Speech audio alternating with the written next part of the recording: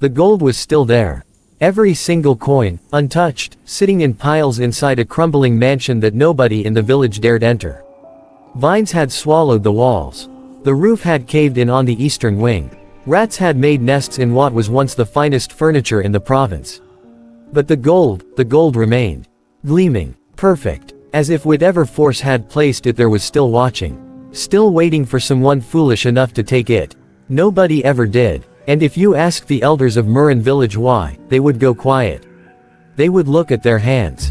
And eventually, one of them would say the name nobody liked to say out loud. Kael. He had not always been a man people whispered about. There was a time, not so long ago, when Kael was simply a merchant with cracked boots and a warm laugh.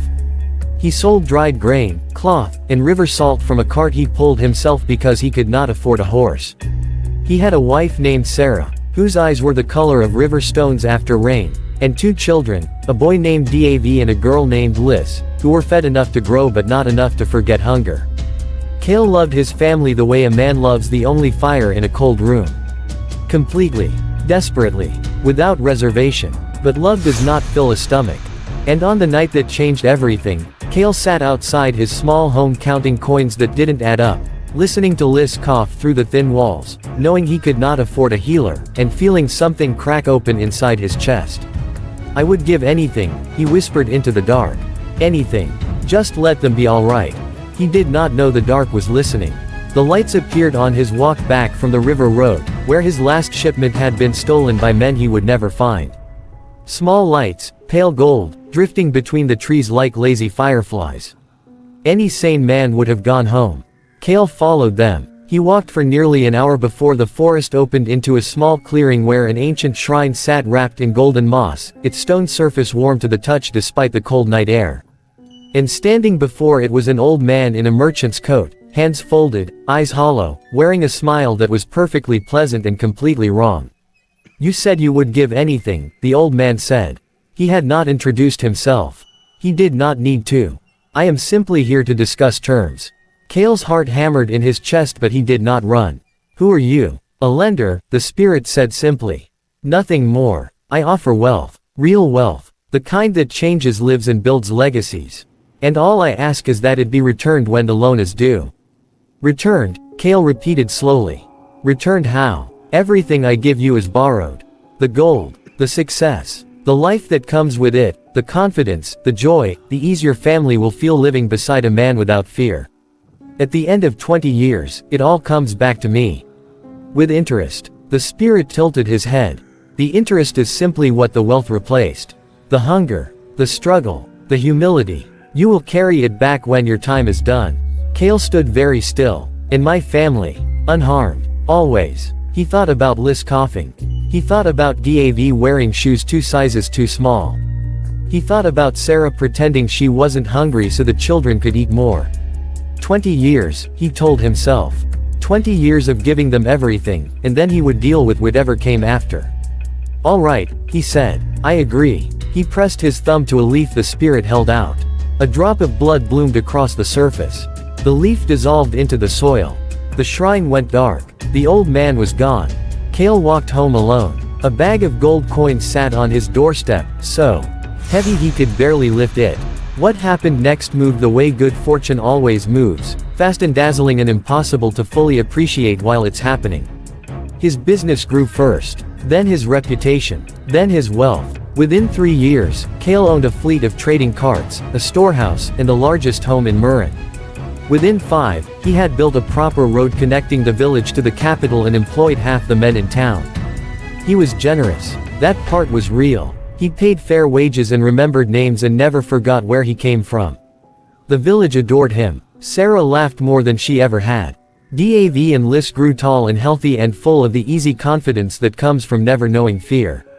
Kael was happy. Genuinely, completely happy. And for a long time, he let himself forget the shrine entirely.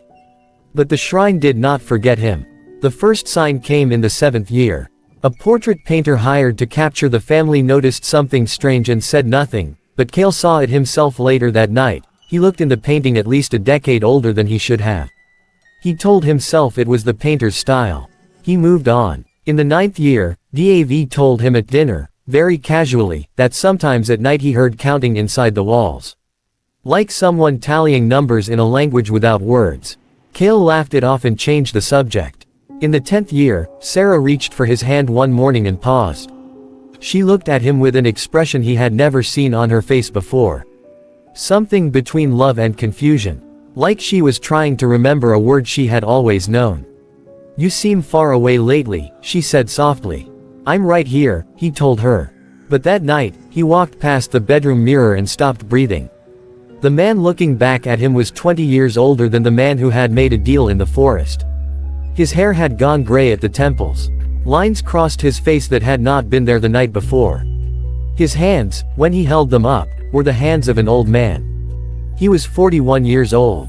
He looked 60. The spirit came to him the next morning, sitting in Kael's own chair at the head of his own table, as calm as a banker reviewing accounts. "You're taking more than I agreed to," Kael said, his voice shaking. "We said 20 years. It's only been 10. I am not taking anything ahead of schedule," the spirit said pleasantly.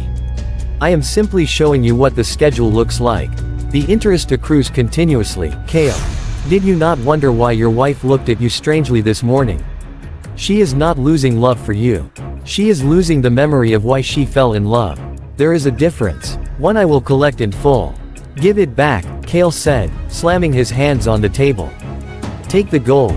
Take the house. Give me back what you've taken from her." The spirit looked at him with something almost like pity. "The contract said 20 years. You will carry this to the end."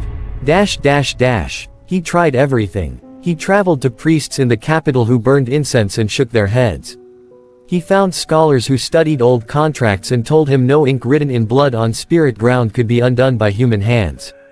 He rode 3 days to find an old woman in the hill country who was said to know the language of things older than memory. She listened to his story without interrupting. When he finished, she was quiet for a long time. "The spirit cannot take what was never part of the loan," she said finally. "If you made something before the gold, something built with your own hands and your own love, with nothing borrowed and nothing owed, that is yours. That it cannot touch." Kael rode home faster than he had ever ridden in his life. On the morning of the 20th year, the mansion began to die. Walls cracked. Gold coins dissolved midair like ash. Servants walked out the door with blank eyes, unable to remember who he was or why they had come. Kael ran through the collapsing corridors until he found what he was looking for, a small wooden box on the shelf in Sarah's room, hand-carved and rough, made in one desperate night before any of this had started. He had carved it for her with shaking hands and given it to her the morning he walked into the forest. She had kept it for 20 years without knowing why it felt so important. He carried it outside and held it up as the spirit arrived for the final collection. "This was mine," Kael said. "You never touched this." The spirit looked at the box for a long, still moment. That wide smile faltered, just barely, just enough. It nodded once. Then it took everything else and was gone. Kael stood in an empty field where his mansion had been. Old before his time. Poor again. The village around him was quiet. And then Sarah walked toward him across the grass, holding that little wooden box with both hands, looking at his weathered face with clear, certain eyes. "There you are," she said. Like she had been looking for him for 20 years. He had lost everything the spirit gave him. But what he had made himself, what had cost him nothing but love, that was still his. In the village of Miren, they say the gold is still there in the ruins. Every coin, untouched. Because everyone who hears the story of Kael understands the same thing. Some debts are paid with gold. And some are paid with everything you forgot to protect.